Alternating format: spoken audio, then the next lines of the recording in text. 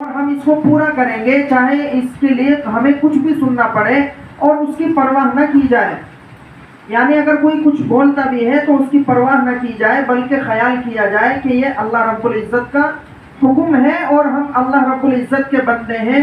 اللہ نے ہمیں مسلمان بنایا ہے، اللہ کا یہ ہمارے اوپر بڑا احسان ہے. ورنہ تو بہت سارے لوگ ہیں کہ جو کیا کرتے ہیں، مندروں میں پوجا کر رہے ہیں، آج اس بت کی پوجا کرتے ہیں، کل اس بت کی پوجا کرتے ہیں، آج اس کے سامنے ماتھا ٹیک رہے ہیں، کل اس کے سامنے ماتھا ٹیک رہے ہیں. لیکن ہمارے اوپر یہ اللہ کا بڑا فضل ہے اور بڑا احسان ہے کہ ہم صرف اور صرف ایک اللہ کے سامنے ہی ماتھا ٹیکتے ہیں اور ایک اللہ ہی کی ہم عبادت کرتے ہیں. یہ اللہ کا خاص فضل ہے. اس لیے ہمیشہ یاد رکھنا کہ ہم مسلمان ہیں. اس بات پر اپنے آپ کو کمتر مت سمجھنا، بلکہ ہمیشہ اپنے مسلمان ہونے پر فخر کرنا کہ اللہ نے ہمیں ایمان والا بنایا ہے، اللہ نے ہمیں مسلمان بنایا ہے، اس بات پر فخر کرنا. دوسری اور آخری بات یہ کہ ہم مسلمان ہیں، اللہ نے مسلمان بنایا، اور اسی کے ساتھ ساتھ اللہ نے ہمیں اپنا پاک کلام پڑھنے کی اور اپنے پیارے نبی صلی اللہ علیہ وسلم کی حدیث پڑھنے کی توفیق دی ہے. تو آپ اس کو بھی کمتر مت سمجھنا.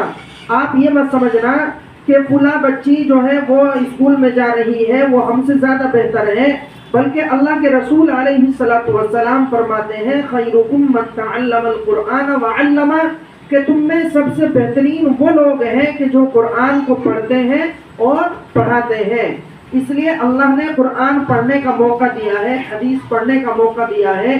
اس موقع کو بھی اللہ کی بڑی نعمت جانتے ہوئے خوب محنت کے ساتھ، خوب انہماک کے ساتھ اپنے وقت کو خوب کامیاب بنائیں، کارآمد بنائیں اور اس کو اللہ کی نعمت سمجھیں.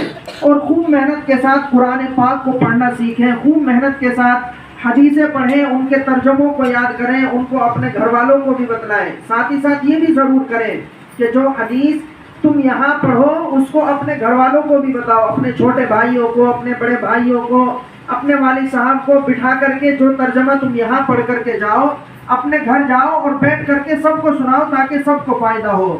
ٹھیک ہے نا؟ یہ دونوں کام ہمیں کرنے ہیں. ایک تو اللہ نے ہمیں مسلمان بنایا ہے تو اس بات پر ہمیں فخر ہونا چاہیے، اور دوسری بات یہ کہ اللہ نے قرآن پڑھنے کا، حدیث پڑھنے کا موقع دیا ہے.